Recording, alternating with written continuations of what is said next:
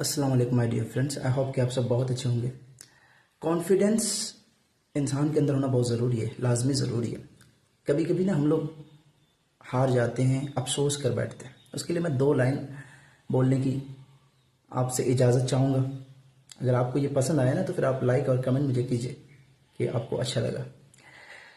Never regret anything in your life. Good days give happiness and bad days give experience. अपनी ज़िंदगी में कभी भी अपनी ज़िंदगी में अफसोस मत करें आप।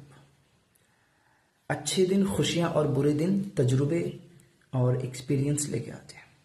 तो आपको अफसोस करने की ज़रूरत नहीं है। हो सकता है आपने कई मौके आपने गवा दिए, कई अपॉर्चुनिटीज़ आपने खो दिया। Doesn't matter. और ट्राई करो आप, ट्राई अगेन, फिर से खड़े होने की कोशिश